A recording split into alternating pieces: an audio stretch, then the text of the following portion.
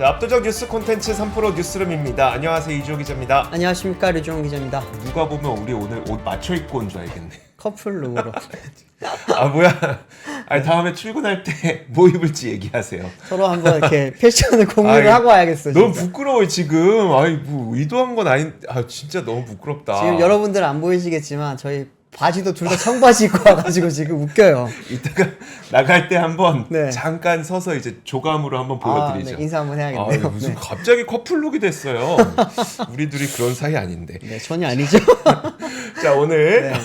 아, 유니폼. 그쵸. 유니폼이거나 교복이거나. 네. 자 오늘 뉴스 하나씩 한번 보도록 하겠습니다. 아, 네. 저희가 오늘 이렇게 기분 좋게 시작할 수 있는 거는 오늘 뭐 아. 시장도 좋았고. 야릇하다 뭡니까 여러분? 야릇은 야릇은 좀 그런데. 이상하잖아요. 네. 아, 자, 네. 첫 번째 뉴스 삼성전자의 그 실적이 발표가 됐는데 되게 구체적으로 다 나왔죠. 네. 얼마 전에 이제 잠정 실적 나왔었고요. 그리고 이제 이번에 오늘 이제 확정 실적이 나왔는데 헤드라인 띄워주시면은 헤드라인에 제가 오늘 하고 싶은 말이 딱 있습니다. 네. TSMC를 넘으면서 글로벌 1위를 탄환을 했다라는 거죠. 아. 이제 무려 8분기 만에 이제 삼성전자 반도체 매출액이 TSMC를 넘어섰습니다. 네. 구체적으로 구체적으로 한번 보시면은 이제 다음 표 한번 띄워주시면서 제가 설명을 드릴게요. 네. 보시면 삼성전자 이제 반도체의 이번 2분기 매출액이 28조 5,600억 원을 기록을 했습니다. 영업이익 같은 경우에는 6조 4,500억 원이었고요. 네. TSMC 2분기 실적을 보시면은 매출액이 28조 5천억 원이었습니다. 조금 뭐 근소한 차이지만 그래도 삼성전자가 이겼어요. 8분기만 이겼습니다. 2022년도 2분기가 삼성전자의 마지막 이제 글로벌 1위 반도체 그 실적이었는데 네. 분기 기준으로 이제 드디어 8분기 만에 TSMC를 넘었고요. 영업이익은 사실 그래도 아직 좀 차이가 납니다. TSMC 같은 경우에는 2분기 영업이익이 약 10조 4천억 원을 기록을 했고요. 하이닉스도 한번 비교를 해보시면은 하이닉스는 이제 2분기 매출액이 16조 4,233억 원, 영업이익이 5조 4,685억 원을 기록을 했습니다. 네. 이렇게 한번 쭉 보시면 우리나라 기업들이 확실히 반도체를 잘 하는 게 딱 티가 나죠. 네. 삼성전자가 아직까지 영업이익은 조금 부족하지만 그래도 이제 네. 매출액도 다시 글로벌 1위를 탄환을 했고요. 근데 그 TSMC가 지금 시가총액이 어느 정도 되죠? 한 600조 좀 넘지 않나요? 600조 좀 넘고 네. 삼성전자의 시가총액이 한 500조. 오늘 500조 했습니다. 오늘 500조 됐고. 네. 그리고 이제 SK 하이닉스가 제가 방금 확인을 해보니까 한 141조 141조. 6천억 아니 정도? 그러면 네. 이익으로만 비교해 보면 네. TSMC가 10조에 600조고 네. SK 하이닉스가 5조에 140조면 1조 네. 140조면 SK 하이닉스 이익으로 비교해 보면 너무 싸 보이는 거 아니에요? 싸죠. PER 따져보면 많이 싸죠 사실. 네. 그러네요. 그래서 많은 분들이 이제 퓨어한 게 좋다. 그리고 이제 국내가 코리아 디스카운트가 확실히 맞다. 네. 그리고 또 반대로는 SK 하이닉스가 아직 상방이 많이 열려 있다라고도 많이들 보시는 것 같아요. 사실 보면은. 네. 사실 하이닉스 보면은 뭐 영업이익이 5조 4,600억 원인데 이제 TSMC가 방금 10조라고 했잖아요. 10조 네. 4천억 원인데 시가총액은 거의 3배 이상 차이가 나다 보니까 그러니까요. 그런 만약에 동일 4배 밸류로 가까이 나네요. 네. 그렇죠. 동일 밸류로 하면 사실 5조 원의 그러니까 5조 원에 지금 하면은 이제 만약에 10조라고 치면은 이게 280조가 네. 되는 거죠. 그렇죠. 280조가 SK 하이닉스의 TSMC 기준의 밸류에이션 적용하면 280조가 되는 거고. 그렇죠. 근데 TSMC는 600조. 네. SK 하이닉스는 280조. 근데 딱 라고. 1대1 비교 좀 어렵고 어렵죠. 안 사실. 되죠. 아니 네. TSMC는 파운드리고 SK 그렇죠. 하이닉스는 사실 파운드리 없이 메모리로 하는 거니까 그렇죠. 그게 직접 비교는 안 되는데 네.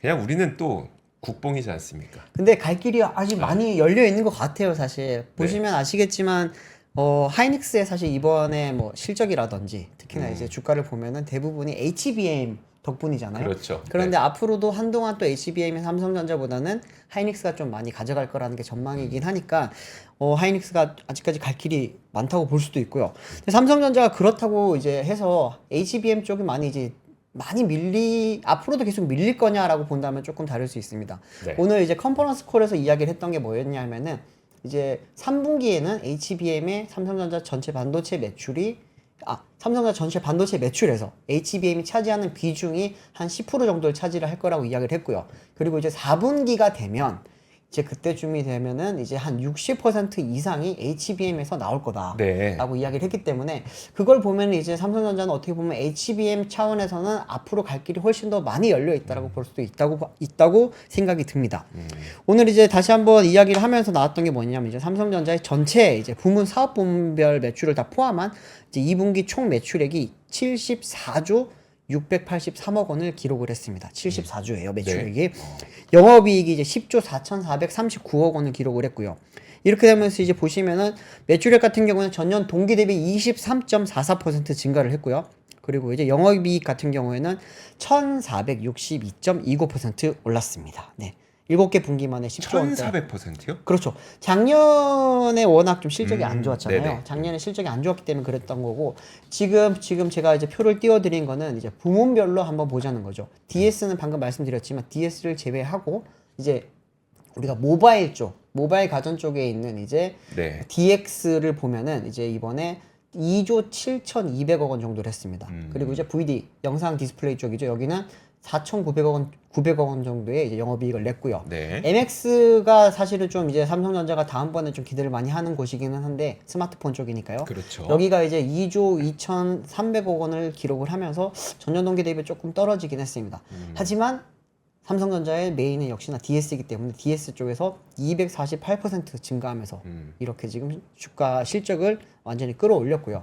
그리고 이제 디스플레이 쪽인 SDC 쪽도 보면은 1조 원을 돌파를 하면서 전년 동기 대비 20% 가량 성장을 했다고 보시면 됩니다. 실적 너무 좋죠. 네. 괜찮네요. 그렇죠. 디스플레이도 꽤 많이 그러니까 차근차근 늘어나고 있는 것 같네요. 네. 삼성전자 이번에 사실 뭐 실적이 좋은 거는 뭐 HBM도 있지만 ESSD 쪽이죠. 사실 네. 이제 메모리 쪽에서 워낙 이번에 실적이 좋았기 때문에 또 이제 ESSD 가격도 좀 요즘 많이 성장을 했었고요. 올랐었죠. 그러면서 이제 많이 좀 실적이 많이 올라갔던 부분이 있고요. 또 하나는 이제 뭐 파운드리 쪽은 뭐 사실 아직 많이 좋지는 않지만 비메모리 쪽도 이번에는 견조한 실적을 보여줬다고 합니다. 그러면서 삼성전자 같은 경우는 이제 3분기 이후에는 아무래도 이제 MX 쪽 실적도 많이 기대를 할 수 있을 거라고 하고요. 또 이제 HBM이 계속해서 늘어나게 된다면은 이제는 뭐 3분기 이후에 반도체 실적도 계속해서 올라가지 않겠냐라고 이야기를 했고 또 이제 오늘 제가 보면서 재밌게 봤던 부분은 이제 시설 투자액이 지금 2분기 때 12조 1,000억 원을 시설 투자를 했다고 합니다. 네. 투자가 12조를 했어요. 12조를 투자를 네. 투자하고 남은 돈이 이제 그렇죠. 6조이니까요. 네. 근데 이 중에서 반도체만 9조 9천억 원을 투자를 했다고 합니다. 그리고 이제 디스플레이 같은 경우에는 1조 8천억 원을 기록을 했고요. 또 이제 R&D 부분에서 이제 사상 최대 규모인 8조 5천억 원을 이제 집행을 하면서 4분기 연속 R&D 최대 투자 기록을 했다고 합니다. 이게 R&D가 사실은 제일 중요하죠. 캐펙스도 중요하지만 R&D 투자를 미리 많이 해야지만 나중에 네. 이제 캐펙스 투자를 한 것에 대해서 쉽게 말하면 ROI를 빨리 그렇죠. 가져올 수 있으니까 그렇기 때문에 이제 그 R&D가 중요한데 이번에도 8조 500억 원이라는 사상 최대 규모의 R&D를 투자를 했기 때문에 여기 대부분이 어디에 들어갔는지는 구체적으로 이야기를 안 했지만 모두가 좀 예상을 하실 수 있겠죠. 지금 이제 HBM 3E 있었고요. 이제 HBM 이제 4도 이제 준비를 한다고 하니까 이 부분에 대해서 삼성전자가 하반기 때는 상반기보다 조금 더 좋은 그런 이야기가 나오지 않겠냐. 네. 사실 뭐 얼마 전에 좀 우리가 보도가 왔다 갔다 했지만 HBM 3는 통과를 했고 그렇죠. 3E는 아직까지 통과를 못했다고 했으니까 근데 이제 3 공급이 그러면은 어느 정도 가시화가 됐다라는 거고요. 네. 또 하나는 이제 HBM 3E도 양산을 준비를 한다고 하니까 이 부분에 대해서도 어쩌면은 4분기부터는 이제 엔비디아의 퀄 테스트를 조금 삼성전자는 기대를 하고 있지 않나라고 좀 해석을 할 수 있을 것 같습니다. 네. 삼성전자 좋죠? 네, 오늘 정말 실적이 좋네요. 네. 저희가 뭐 비교한 게 그냥 좀 알기 쉽게 뭐라고 할까요? 듣기 쉽게 비교하자고? 네. 절대 그렇게 비교하면 안 되죠. 우리 뭐 이렇게 SK 하이닉스가 5조에 뭐 140. 네. 이게 절대 그렇게 비교하면 안 되는데 아까 그 네. 빗돌이님이 와 큰일 날 소리 한다고 저렇게 비교하면 안 되는데 그렇죠. 안 네. 되는 거 1대1 비교 아는데 당연히 안 되죠. 네. 안 되는데 그냥 이제 우리가 돈을 기업 가치 대비 돈을 좀 잘 번다는 것을 어떻게 하면 좀 잘 보여드릴 수 있을까 했던 게 뭐 네네. 물론 불편하실 수 있을 것 같습니다. 불편하셨다면 좀 제가 사과를 드리도록 네. 하겠습니다. 자 어쨌든 삼성전자의 실적은 일단 반도체에서 굉장히 좋은 모습을 우리가 확인했고 네네. 물론 그 MX 부분은 사실 어느 누구도 2분기를 사실 기대하진 않죠. 그렇죠. 3분기에 원래 이제 신제품이 나오고 이제 보통 4분기 때 거기에 대한 매출이 보통 찍히기 네. 마련인데 아시겠지만 이번에 삼성전자 같은 경우에는 파리 올림픽을 맞춰서 이번에 또 신제품을 냈잖아요. 한 달 빨리 냈죠. 그렇죠. 네. 그렇기 때문에 아무래도 3분기에 미리 조금 실적이 찍힐 가능성이 있다고 보입니다. 그러면은 사실 이제 아이폰 16에 대한 지금 기대감이 점점 줄고 있거든요, 시장에서는. 그렇습니까? 네. 왜 줄고 있냐 하면은 다들 기대했던 거는 사실 인공지능이었잖아요. 인공지능이죠. 근데 인공지능 탑재에 대해서 지금 약간은 좀 안 좋은 이야기들이 많이 나오다 보니까 네. 그러면은 먼저 온디바이스 AI를 적용한 삼성전자 쪽에서 이 부분에선 조금 트렌드를 끌고 갈 수 있지 않겠냐라고 하는 전망이 나오다 보니 삼성전자는 좀 그 부분은 MX 쪽에서는 기대를 많이 하고 있는 것 같습니다. 네, 알겠습니다. 네. 자, 다음 뉴스 한번 보도록 하겠습니다. 다음 뉴스는 이제는 이 뉴스가 헤드라인에 못 올라가게 됐네요. 자, 네. 티몬과 위메프 뉴스를 조금 더 업데이트 해드리도록 네. 하겠습니다. 지금 보니까 어제 오늘 사이에 이제 그 AK몰과 인터파크 커머스도 대금 지급이 지연되고 있다는 소식이 좀 들려오고 있어요. 네. 저도 이제 셀러분들 사이에서 이 이야기가 들리는 거를 좀 확인을 했거든요. 그러니까 네. 셀러분들이 MD랑 AK몰의 MD랑 통화를 했는데 네. 이번 대금 지급은 좀 지연될 것 같습니다라는 이야기를 했다고 했어요. 네. 그러고 나서 이제 그 언론 보도 나온 걸 보니까 인터파크 커머스도 대금 정산이 지연된다는 공지를 어제자로 또 보냈더라고요. 이 부분이 또 이제 언론에서 다시 이제 보도가 되고 있기도 하고요.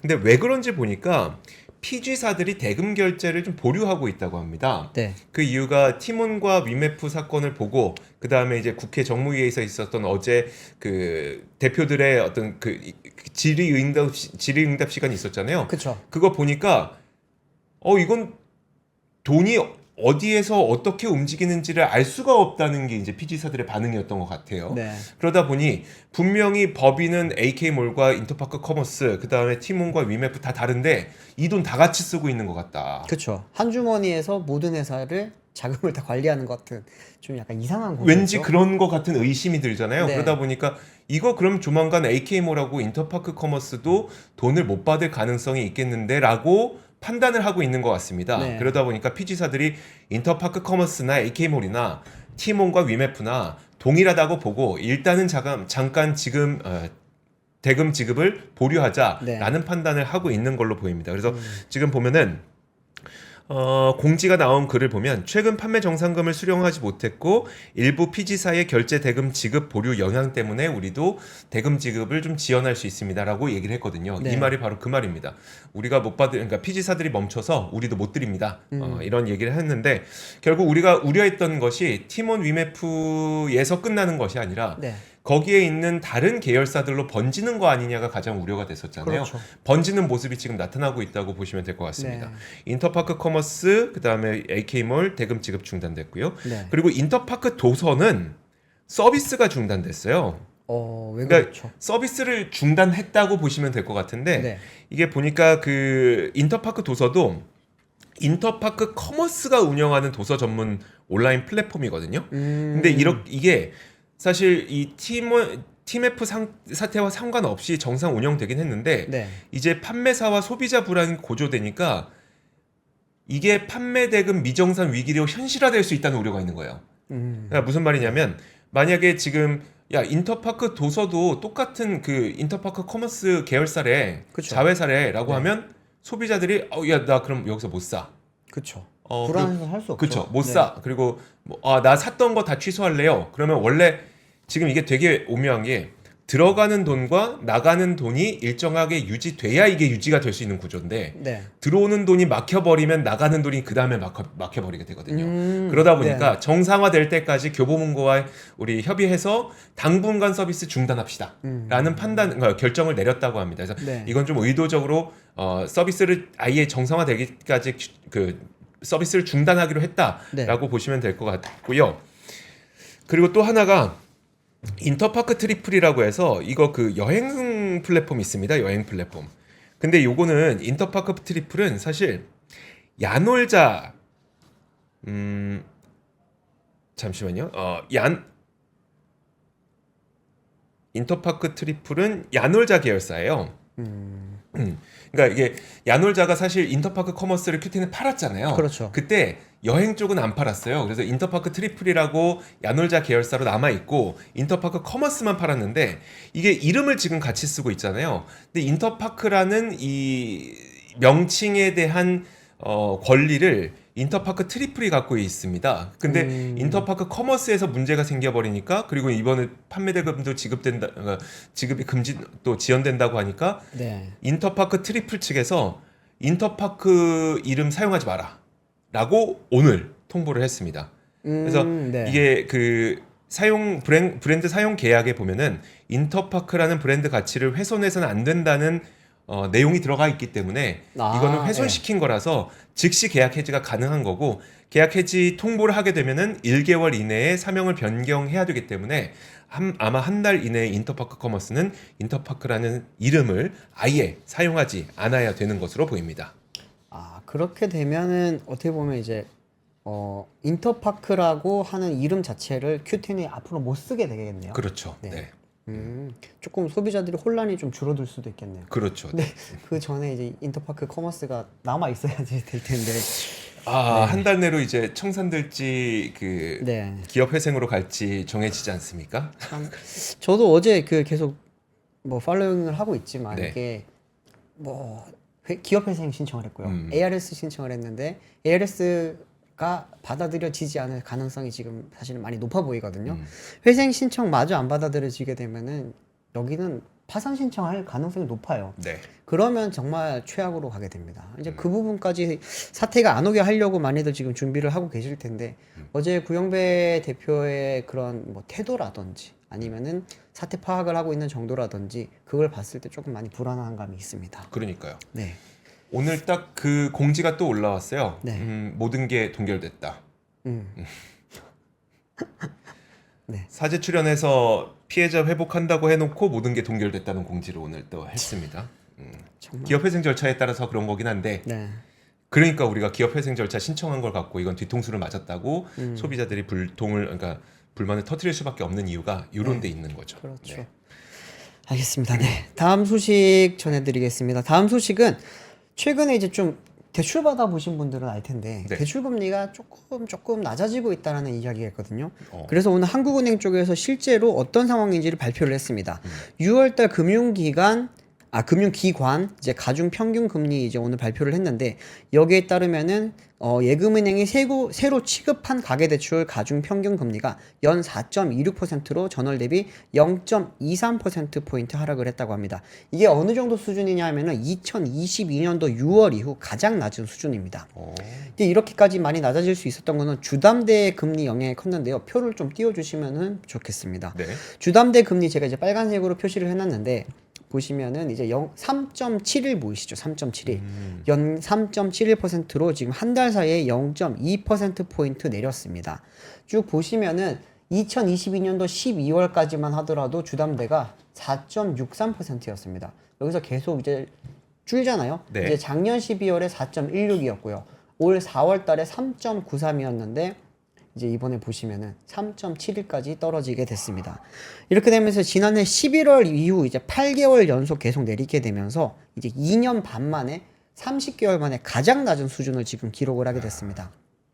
보시면 이제 일반 신용대출 금리도 이제 전월 대비 0.07%포인트 낮아지면서 이제 연 6.04%를 기록을 하게 됐고요. 이렇게 되면서 지금 이제 전반적으로 조금 금리가 많이 낮아지게 됐습니다. 기업대출 금리 같은 경우에는 5월보다 0.02%포인트 떨어진 연 4.88%로 집계가 됐고요.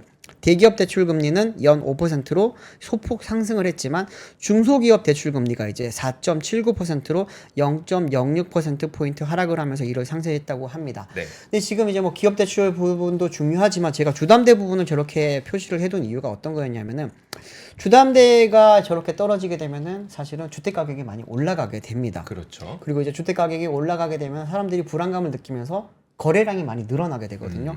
이제 이거 같은 경우는 이제 국토부에서 오늘 또 발표한 주택 유형별 거래량 및 증감률을 한번 좀 보시면은 제가 빨간색 표시 위에 이제 해놓은 걸 보시면요. 서울 아파트 거래량이 지금 6월 달에 4,136건입니다.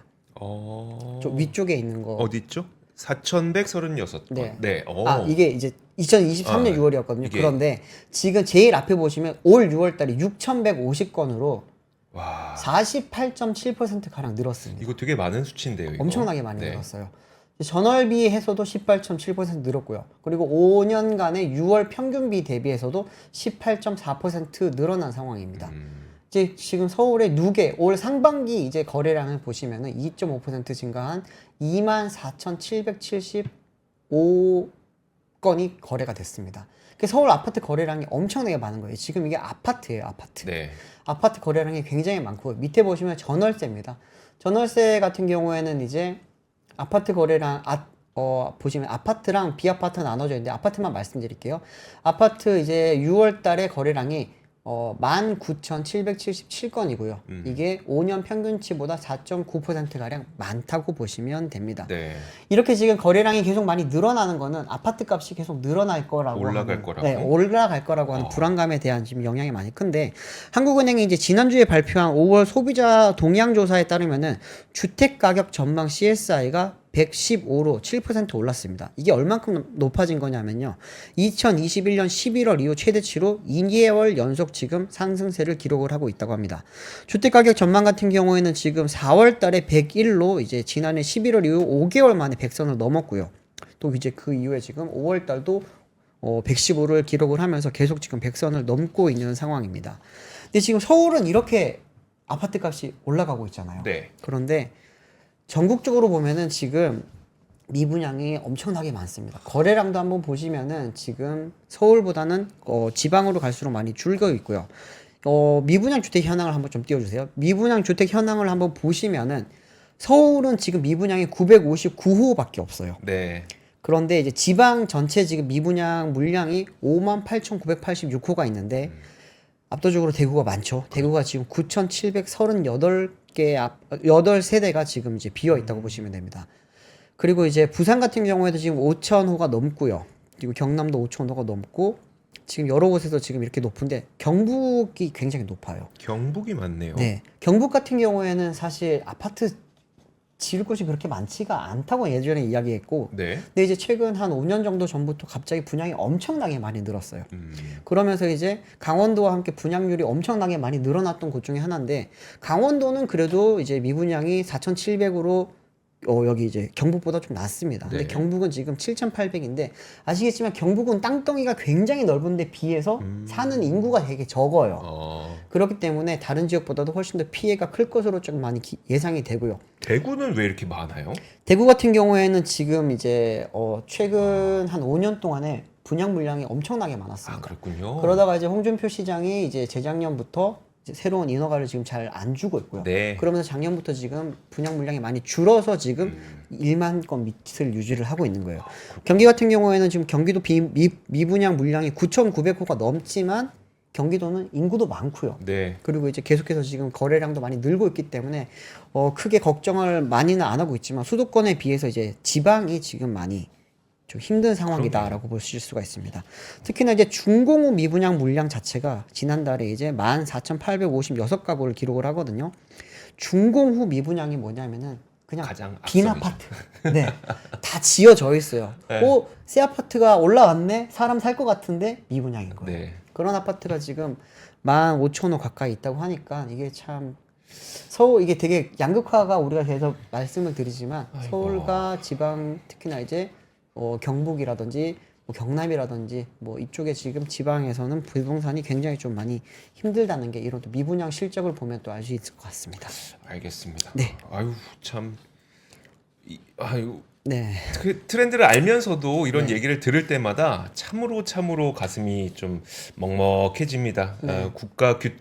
우리가 보통 이제 5개년 계획으로 국토 발전 계획을 세우잖아요. 그쵸. 균형 발전 계획을 세워서 그걸 실시를 하고 있음에도 불구하고 이게 네. 해소되지 않는다는 게 참 어렵습니다. 네. 자, 다음 거는 저희가 매크로 하나 볼게요. 오늘 그 일본에서 드디어 기준금리를 올리지 않았습니까? 자, 15년 만에 최고금리를 기록했다고 합니다. 와, 얼마인가요? 15년 만에 최고금리 여러분들 보시죠. 15년 만에 최고금리 화면 보여주세요. 0.25. 15년 만에. 자, 15년 만에 최고 금리 0.25%를 기록을 했습니다. 이게 언제 이후에 최고 금리냐면은 제가 일부러 표시해놨는데 2008년 12월에 0.3%를 기록한 이후 그 다음에 금리를 내렸었거든요. 0.1%로 내렸고 이거 하다 안 돼갖고 마이너스 금리까지 갔었잖아요. 네. 근데 마이너스 금리까지 그래서 거의 몇 년입니까? 15년 동안 거의 제로 금리 그리고 마이너스 금리를 반복을 했었는데 드디어 이제 지난 3월이었었죠. 지난 3월에 0.1%로 마이너스 금리를 탈출한 이후에 네. 4개월 만에 금리 인상을 또 한 번 단행을 하게 된 겁니다. 네. 그리고 이번에 나왔던 내용 보니까 그 장기 국채 매입액 감축 규모를 기존 6조엔에서 이제 2026년 1분기까지는 3조엔으로 줄이기로 했어요. 그러니까 네. 채권을 좀 덜 산다는 거죠. 근데 채권을 덜 사게 되면은 채권 가격 하락을 조금 덜 막아요. 그러면 이제 채권 금리가 조금 더 올라가는 거를 약간 용인하겠다. 요 정도의 취지라고 보시면 될 것 같고요. 네. 그럼 금리를 왜 올렸느냐? 아마 다들 아시겠지만 물가 상승률이 2%를 향해 가게 되면, 그러니까 꾸준히 이제 2%를 지킬 수 있다고 믿음이 생기면 네. 결국 추가 금리 인상을 하겠다는 입장을 일본은행 그 우에다 가조 총리가 지속적으로 얘기를 했었잖아요. 네네. 근데 지금 일본의 물가가 어떤지를 한번 보니까 한번 화면 다시 한번 보여주시죠. 불과 한 3, 4년 전까지만 하더라도 일본의 물가는 뭐 1%를 넘기가 정말 힘들었습니다. 뭐 마이너스 이 물가가 떨어지기도 했던 국가니까요. 그렇죠. 근데 그러던 그 일본의 물가가 2022년 5월부터는 2.5%를 넘어서기 시작해서 지금 그 거의 한 20개월 아무튼 그 2년 넘게 네. 27개월 정도죠. 2년 넘게 2%대를 계속 유지하고 있죠. 그 위로 하다 보니까 이제는 그러니까 금리를 좀 올려도 되겠구나라는 판단을 했던 것으로 보이는데 네. 지금 부채 규모가 일본의 부채 규모는 여러분들 아시겠지만 정말 놀라울 정도로 많습니다. GDP 대비 260% 정도가 부채거든요. 260%요. 그러면 여기서 사실 금리를 조금만 올린다고 하더라도 네. 일본이 발행하는 국채에 대한 이자가 진짜 기하급수적으로 많잖아요. 버틸 수 있을까요? 그래서 드리고 싶은 말씀이 뭐냐면 네. 굉장히 천천히 올릴 거다. 이게 만약에 금리 인상을 급격하게 하게 되면 결국은 여기에서 취할 수 있는 득보다는 네. 실이 굉장히 많아지게 되는 상황이다 보니까 그렇죠. 굉장히 천천히 하게 될 거라는 걸 말씀드리고 싶은 거고 네. 사실 지금 그 금리를 올리지 않았기 때문에 일본 내부에서 경험하고 있었던 부작용들이 굉장히 많았습니다. 그렇죠. 그죠? 슈퍼엔저 때문에 수출 기업들은 진짜 좋았어요. 너무너무 좋았죠. 근데 네. 심지어 그 가격도 좋은데 거기에다가 심지어 그 도요타 같은 경우에는 산업의 대세가 하이브리드가 되다 보니까 그쵸. 제품도 좋고 가격도 좋고 하니까 엄청나게 돈을 잘 버는 그런 일을 겪어왔었는데 하지만 그 일본도 우리 못지않게 거의 모든 에너지를 다 수입하거든요. 그렇죠. 거의 100% 수입하거든요. 네. 그럼 엔저 때문에 물가가 굉장히 높았습니다. 그러니까 특히 에너지 물가가 굉장히 높았고 네. 그뿐만 아니라 그 에너지 물가가 높다 보니까 소득은 그거에 따라서 올라가지 못하는데 그렇죠. 인플레이션이 안 네. 올라가니까 근데 소득 올라갈 수가 없죠. 에너지 가격만 부담만 올라가니 특히 그러니까 중산층의 일반인들, 내수 국민들, 네. 국민들이 굉장히 힘들어했었죠. 그렇죠. 근데 그러면 이제 금리 인상으로 엔저가 좀 탈피를 하게 된다면 이런 부작용을 좀 잡을 수 있지 않겠습니까? 그러다 보니까 금리는 올려야 되긴 하는데 네. 이 속도는 매우 느릴 수밖에 없다는 거. 한 가지 우려가 좀 나오고 있는 게 이게는 이제 좀 자본시장 측면에서 바라봤을 때 엔캐리 트레이드 때문에 자금이 대거 이동하지 않겠느냐. 근데 하필이면 네. 사실 그 오늘 금리를 올렸잖아요. 네. 요 며칠 상간 동안에 대규모 순환매가 나타났어요. 전 세계 시장에. 그래서 일각에서는 이거 혹시 엔캐리 트레이드 나온 거 아니야? 라는 이야기도 좀 하긴 했거든요. BOJ에서 금리 올릴 거니까 엔캐리 트레이드 자금이 작용한 거 아니야?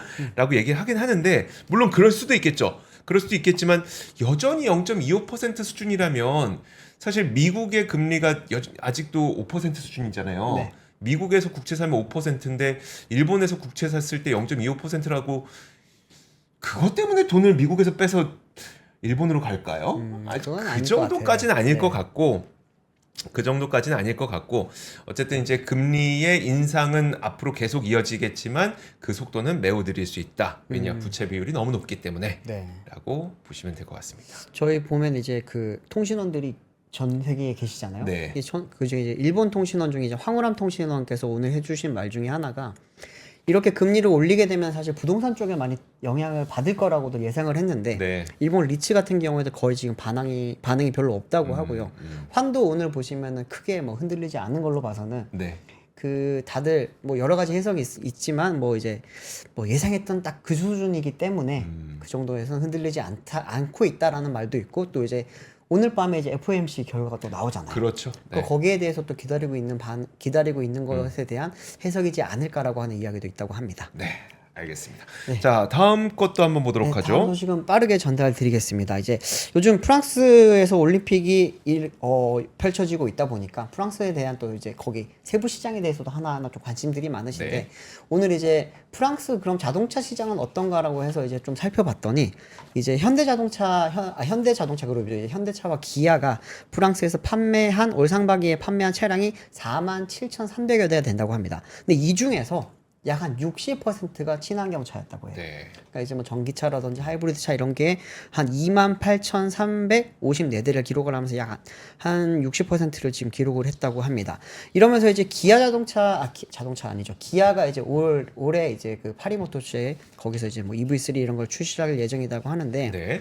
그러면서 이제 그럼 중국 기업들에 대해서 지금 또 어떻게 대응을 할 거냐고 하는 또 그런 걱정도 많다고 합니다. 특히나 이제 중국 기업들 같은 경우에는 이제 기존의 전기차를 가지고 많이 들어가다가 여기에 대해서 이제 플러스로 PHEV를 좀 많이 넣고 있다고 하거든요. 네. PHEV를 많이 넣다 보니까 그 시장에서 어떤 게 통할지 왜냐하면 시걸 같은 경우에는 굉장히 싸거든요. 그게 우리나라 차로 치면은 뭐 옛날에 엑센트 기억하시죠? 네. 그만한 차량인데 중국에서 한 900만 원대에 살 수 있는 차예요.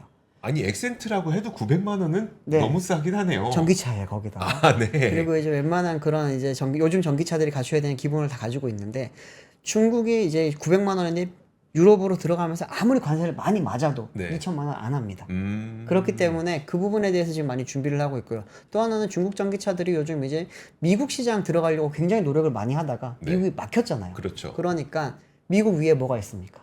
미국 위에 캐나다가 있잖아요. 아, 네네. 그러면 또 캐나다 시장부터 우리가 그러면 북미 시장을 하나하나 점령을 해보자고 하면서 요즘 BYD가 굉장히 공을 많이 들이고 있다고 합니다. 근데 이제 그 BYD 같은 경우는 사실 최근에 그 멕시코 공장에서 지금 이제 차량을 만들려고 하고 있고 또 이제 멕시코 시장도 진출을 했어요. 네. 그러면서 이제 미국을 중간에 두고 멕시코와 캐나다로 캐나다. 이렇게 해서 압박을 조금 주고 있는 상황인데 지금 이제 누가 대통령이 될지는 아직까지는 모릅니다. 네. 근데 트럼프가 될 경우에는 이제 BYD의 전략이 실패로 돌아가지 않을까. 네, 이제 트럼프가 그랬거든요. 이제 그 트럼프가 멕시코에서 들어오는 차량에게도 우리가 그럼 이제 관세를 매길 거다. 네. 네, 그런 엄청난 그런 그 계획을 가지고 있기 때문에 그 BYD 전략도 북미 시장에서는 생각보다 잘 안 통할 수도 있겠다라고 하는 그런 전망도 나오고 있습니다. 네. BYD 차 사진을 좀 준비해 주셨던데. 네, 하나 뭐 띄워주시면은 이게 이제 픽업 트럭이에요. BYD가 이제 요즘 다들 뭐 SUV랑 세단 이런 것만 많이 알고 계시는데 북미 시장을 진출하기 위해서 무조건 갖춰야 될 차량이 바로 픽업입니다. 근데 누가 봐도 이거 따라 만든 건데. F 150. 네. 아니, 누가 봐도 따라 특히나 이제 만든. 랩터 비슷하죠. 네, 좀. 랩터 네. 따라 만든 거잖아요. 가격이 절반도 안 해요. 아, 이런 식으로 하는군요. 네, 아, 거기다 참. 이건 PHEV입니다. 아, 그래요? 네.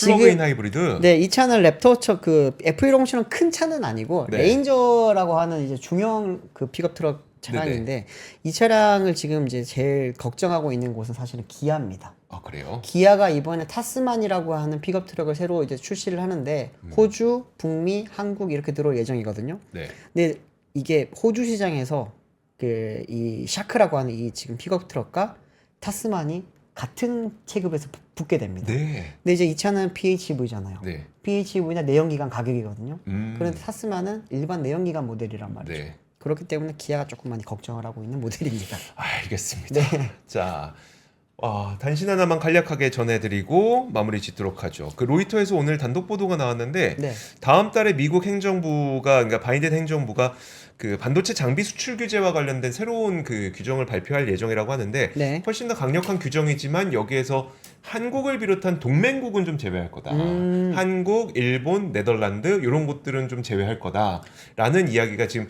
좀 그 소식통을 통해서 좀 나오고 있더라고요. 그래서 네. 이것도 사실 우리나라에게는 좀 긍정적인 거고 그다음에 일본의 그 도쿄 일렉트릭 그리고 네덜란드의 ASML 네. 이런 쪽들은 좀 우려가 사라졌다라고 보면 될 것 같습니다. 이 관련된 내용은 아마 시간이 지나면서 조금 더 구체적인 내용으로 나오지 않을까라는 생각이 듭니다. 네. 자, 그러면 3프로 뉴스룸은 오늘 여기서 마무리를 짓도록 하겠습니다. 저희 나갈 때 진짜 한번 보세요. 네. 저희가 오늘 짜고 이렇게 입고 온 거 아니거든요. 하필이면 청바지에 흰 티를 입어서. 아, 정말. 피디님 좀 이따 부감으로 한번 보여주세요. 네.